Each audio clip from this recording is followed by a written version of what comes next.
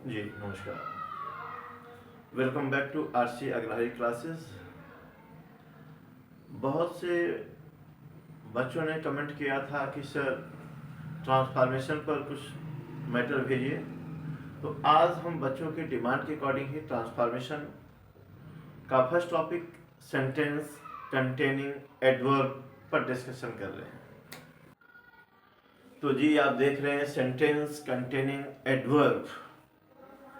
आपको पता होना चाहिए कि इस टी डबल ओ को क्या कहते हैं। एडवर्ब कहा जाता है, टी डबल ओ को एडवर्ब कहते हैं। और ये जो यहाँ पर टू है इसे आप इन्फिनिटिव कहते हैं। याद रहे, जब एडवर्ब के साथ ऐसे सेंटेंस जिनमें एडवर्ब के साथ इन्फिनिटिव का प्रयोग हुआ हो तो इस प्रकार के सेंटेंस अपना नेगेटिव सेंस रखते हैं और इनका ट्रांसफॉर्मेशन ऐसे ही नेगेटिव सेंटेंस में होता है।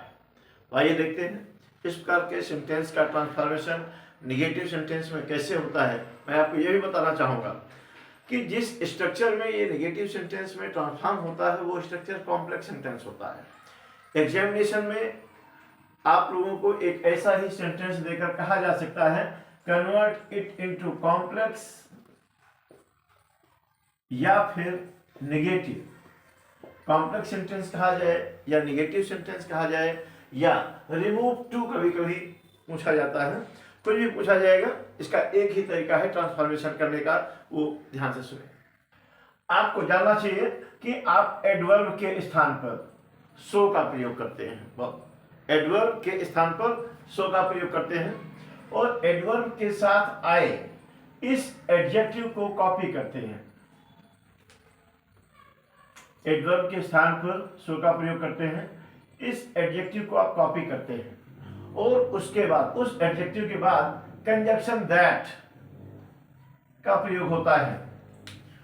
और उसके बाद मैं आपको बता दूं इस प्रकार के सेंटेंसेस जनरली टू पार्ट्स में डिवाइड होते हैं।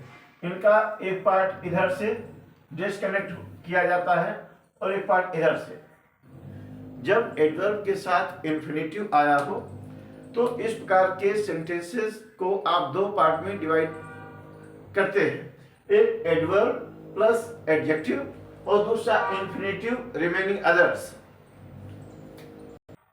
तो आपने देखा कि हमने एडवर्ब की जगह सो का प्रयोग किया, उसके बाद आए एडजेक्टिव को कॉपी किया, फिर ये जो यहां से ये डिस्कनेक्ट हो रहे हैं यहीं पर आप कंजक्शन दैट का प्रयोग करते हैं। और अब कंजक्शन दैट के बाद फर्स्ट क्लॉज के सब्जेक्ट के अकॉर्डिंग, आपका फर्स्ट क्लॉज ये है तो फर्स्ट क्लॉज के सब्जेक्ट के अकॉर्डिंग आपको कोई प्रोनाउन रखना पड़ता है। वो प्रोनाउन ही, सी, इट, दे कुछ भी हो सकता है, आई और वी भी हो सकता है, जैसा आपका फर्स्ट क्लॉज का सब्जेक्ट रहेगा। मान लीजिए इधर राम होता तो राम को आप इधर ही करते, राधा होती राम के स्थान पर तो दैट के बाद आप सी करते। अगर राम की जगह चिल्ड्रन होता तो दैट के बाद आप दे करते। यानी कि नाउन आया है तो उसे प्रोनाउन में कन्वर्ट करके लिखते हैं कंजक्शन दैट के बाद। लेकिन जब प्रोनाउन ही आया है तो उसी प्रोनाउन को हम कंजक्शन दैट के बाद कॉपी करते हैं। नाउन आने पर हम प्रोनाउन से बनाकर कंजक्शन दैट के बाद रखते हैं, लेकिन जब कोई प्रोनाउन ही आएगा तो उसी प्रोनाउन को हम कॉपी करते हैं कंजक्शन दैट के बाद। ही हो गया, आप देख रहे होंगे। फिर इन्फिनिटिव, ये जो इन्फिनिटिव है इसके स्थान पर आप कैन नॉट या कुड नॉट का प्रयोग करते हैं। क्या सुना जी? कैन नॉट या कुड नॉट आप लगाते हैं। लेकिन आपको यह पता होना चाहिए ये ऑप्शनल नहीं है कि हम कैन नॉट कर दें या कुड नॉट कर दें। तो मैं आपको बता दूं कि जब आपका फर्स्ट क्लॉज, जब आपका ये फर्स्ट क्लॉज आप देख रहे होंगे प्रेजेंट टेंस में है तो आप यहां पर इन्फिनिटिव के स्थान पर कैन नॉट का प्रयोग करेंगे। लेकिन जब फर्स्ट क्लॉज ये आपका पास्ट टेंस में होगा तो आप इन्फिनिटिव के स्थान पर कुड नॉट का प्रयोग करेंगे। तो आप देख रहे हैं यहां पर इज है, यानी कि प्रेजेंट टेंस है तो इधर आप कैन नॉट करेंगे, कॉपी हो जाता है मूव प्रॉपरली। तो आप समझ गए होंगे कि ये इसका ट्रांसफॉर्मेशन क्लियर कैसे बनेगा, यानी कि हो जाएगा he is so weak that he can not move properly. अपेक्षा है आपको समझ में आया होगा। हाँ, मैं आपको एक चीज और बताना चाहूंगा। जब इन्फिनेटिव निगेटिव हो, इन्फिनेटिव निगेटिव होने का मतलब है जब इन्फिनेटिव के पूर्व नॉट का प्रयोग हुआ हो। तो आइए देखते हैं मैं आपको सेंटेंस कंटेनिंग एडवर्ब टू के नेक्स्ट रूल को एक्सप्लेन कर दूं। मैंने अभी बताया कि कभी कभी इन्फिनेटिव निगेटिव होता है। इन्फिनेटिव निगेटिव होने का मतलब क्या है, मैंने आपको अभी बताया कि इन्फिनेटिव किसे कहते हैं, STOO को अकेले इन्फिनेटिव कहते हैं। और जब इस इन्फिनेटिव के पूर्व नॉट का प्रयोग होगा तो कहा जाएगा इन्फिनेटिव निगेटिव है। मैं बता रहा हूं आपको कि जब इन्फिनेटिव निगेटिव हो, आप जानते हैं इन्फिनेटिव इसे कहते हैं, और इन्फिनेटिव निगेटिव होने का मतलब है जब इन्फिनेटिव के पूर्व नॉट का प्रयोग हुआ हो। तो आप इस सेंटेंस में देख सकते हैं यहां भी इन्फिनेटिव निगेटिव है।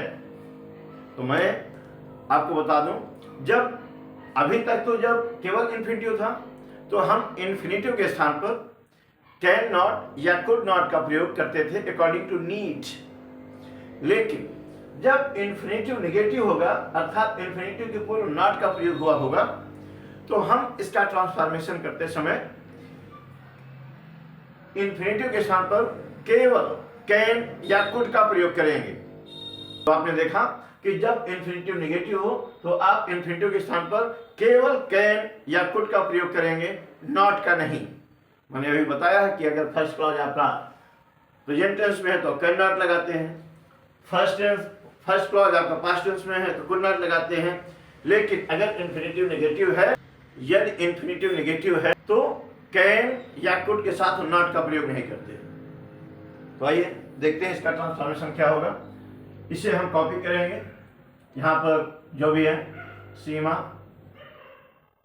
वॉज, आपने देखा है एडवर्ब है, एडवर्ब की जगह हम सो का प्रयोग करते हैं, सो किया, सो के एडवर्ब के साथ आया एडजेक्टिव, कॉपी होगा जो कि इगोइस्ट है।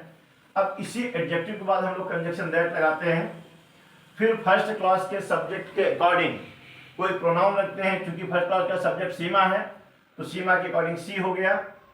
और तो आपने देखा ये फर्स्ट क्लॉज पास्ट टेंस में है, वाज आया है, तो अब यहां पर इन्फिनेटिव के स्थान पर कुड का प्रयोग करेंगे आप, कुड बेग पार्डन हो जाएगा, कुड बेग पार्डन। यहां पर हमने नॉट नहीं लगाया क्योंकि ऑलरेडी इन्फिनेटिव निगेटिव में था। जब इन्फिनेटिव निगेटिव में होता है तो हम कैन या कुड के साथ नॉट का प्रयोग नहीं करते। अपेक्षा है ये बातें आपको बेहतर तरीके से समझ में आई होंगी। हाँ, ये आपको टॉपिक कैसे लगा, कैसे समझ में आया, कमेंट करके जरूर बताएं। और अगर आपको ये ऐसा मैटर पसंद है और आप चाहते हैं कि मैं ऐसा ही आप तक बराबर पहुंचाता रहूं तो जी इसे सब्सक्राइब करना ना भूलें। धन्यवाद।